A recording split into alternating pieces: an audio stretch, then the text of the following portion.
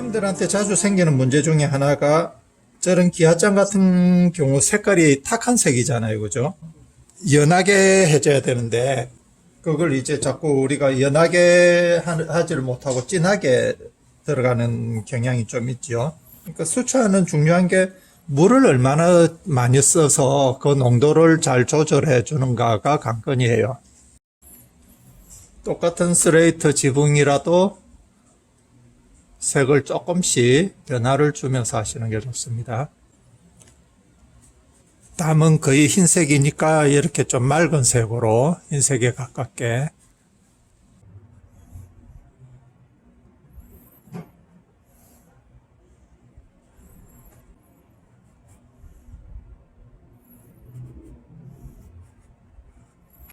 이렇게 연하게 쓰실 때도 물을 최대한 많이 쓰고 연하게 쓰는 건 좋은데 색상 자체도 조금 순수한 색을 써야지 색을 너무 많이 섞어 쓰면은 탁한 회색이 나오겠죠.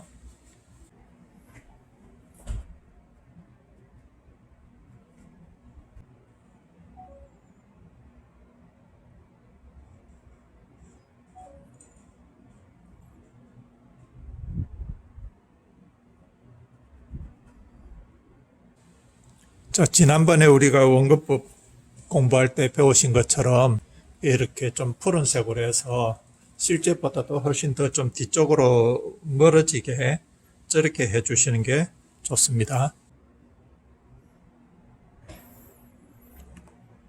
그 다음에 집 뒤에 이렇게 숲이 있는 거, 이거는 상당히 가까이 있죠. 가까이 있지만은 여기서는 배경 역할밖에 안 합니다. 그러니까 색을 너무 선명하게 자세하게 그리지 마시고 전체적인 느낌으로 이렇게 칠해주는 게 좋죠. 항상 보세요. 이 건물하고 나무하고 이렇게 경계를 명확하게 좀 단절을 잘 시켜줘야 됩니다.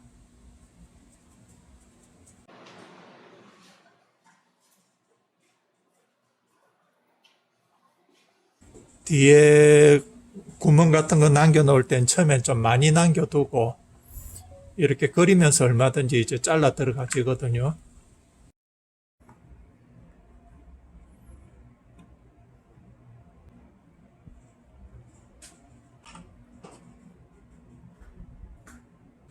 지붕 칠한 게 말랐으니까 2단계 제일 밝게 두시고 한 단계 어둡기를 들어갑니다.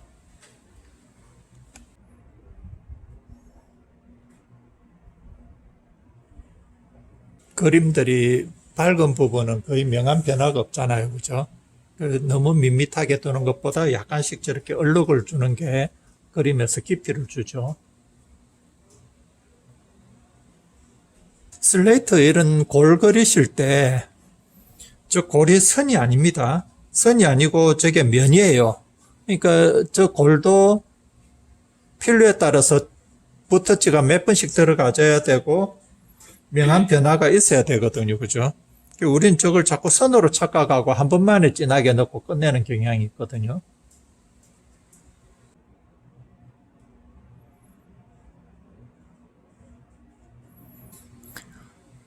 자, 그림자를 좀 빨리 들어가 줍니다.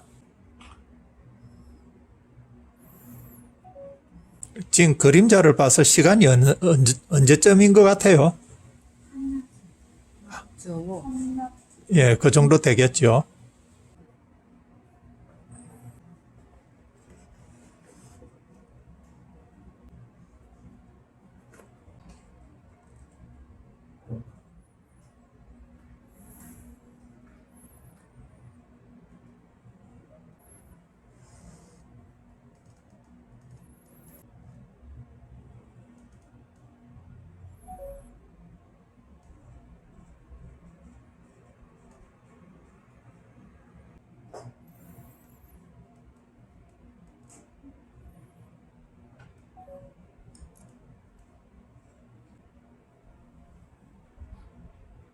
그 다음에 중요한 게 뭐냐면은 쌤들께서 빨리 깨우치면 좋은 점, 그림자 넣을 때 어떻게 넣습니까?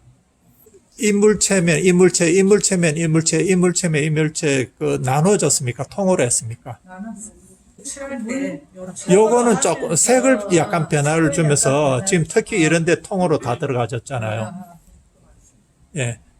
작가들이 아주 즐겨하는 것 중에 중요한 것 중에 하나가 우리가 형태별 경계를 의식 안 하고 밝고 어둡고 이 경계 저런 걸 많이 찾아줍니다. 저게 그림 그리는데 상당히 중요한 것 중에 하나입니다. 그림자가 비교적 빨리 들어가지요. 왜 그렇습니까? 이 그림자가 면으로 인식되기 때문에 그렇습니다. 넓은 면이잖아요. 면으로 인식되니까 그림자를 빨리 넣고 나중에 이제 부분적인 거 필요한 거 들어가질 거거든요. 대체로 햇빛을 받아가지고 밝은 색은 따뜻한 색에 가깝습니다. 그러니까 오렌지색 계열을 좀 넣어주시면은 훨씬 밝게 나오죠. 항상 저런 풀을 보면 풀이 이제 이렇게 하나하나 자랐잖아요. 그러니까 저래 그리고 싶은 자꾸 충동이 생겨지거든요. 그런데 저러면은 입체감이 안 나와지잖아요. 동양화하고 서양화하고 제일 다른 점이 저거예요. 동양화는 저걸 하나하나 그려주면 되거든요. 근데 서양화는 덩어리가 더 중요한 거예요.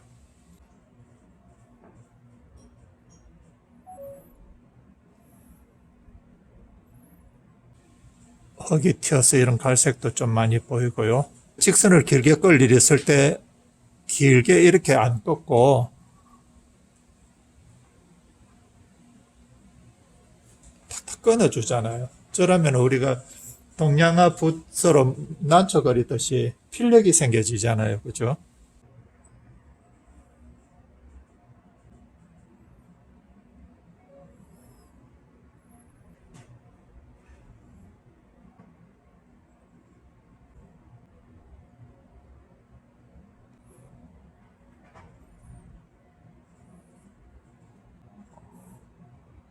그 다음에 어둡기 속을 캄캄하게 다 두는 것보다 저런 얼룩을 두면은 어둡기 안에서 공간이 생기는 것 같은 그런 느낌이 든다고 했습니다.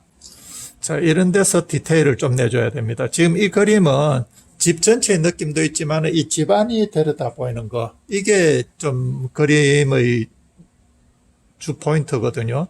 그러면은 이런 데를 좀 복잡하게 뭔가가 구체적으로 좀 있는 듯한 느낌을 주는 게 좋습니다.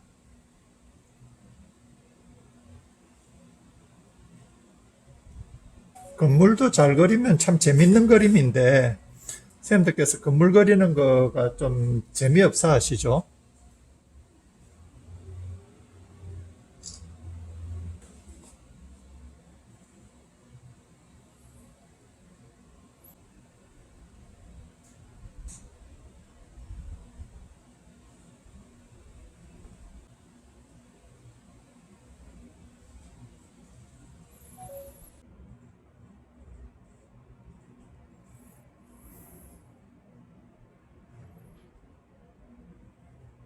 보세요. 나무도 그렇고 이런 데를 면으로 덩어리로 했다가 터치는 나중에 넣어주면 되는 거래요. 처음부터 이파리처럼 들어가지면은 그림이 입체감이 안 나지거든요.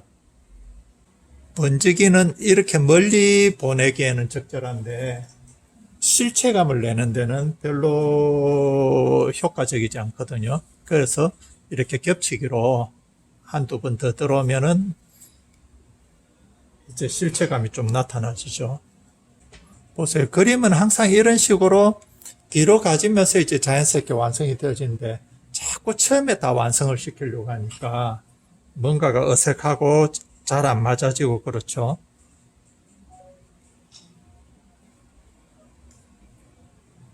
이런 데는 뭐가 있는 듯하게 얼룩만 내면 되는 거지 사진에서 잘 안 보인다고 막 애써서 보시거나 그럴 때도 뭘 자꾸 네. 어둡기 속에서 그러니까 여기가 뭔가 있는 것을 나타내 주는 게 어떤 실체가 무엇이다는 것을 나타내는 게 중요한 것 같으면 그런데 어둡기의 가장 큰 특징은 뭡니까? 잘 안 보이는 겁니다. 물체를 가리는 게 어둡기의 가장 큰 속성이에요. 그거를 자꾸 보려고 하는 거는 우리 왼쪽 두뇌가 그렇게 하는 겁니다. 왼쪽 두뇌는 뭐든지 다 알아야 돼요.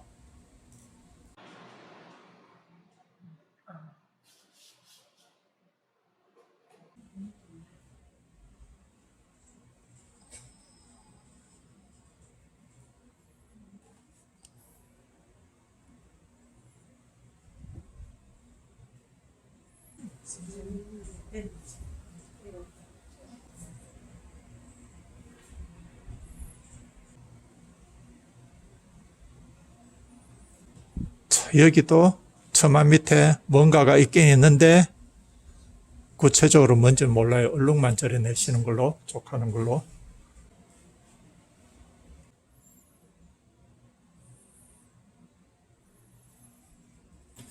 스레이트 고란에도 이렇게 명한 변화를 주는 거죠. 지금 이게 색이 진한 것 같지만은 물을 많이 썼기 때문에 마르고 나면 연하게 나옵니다. 지금 요거는 이 나무 밑에 그림자입니다.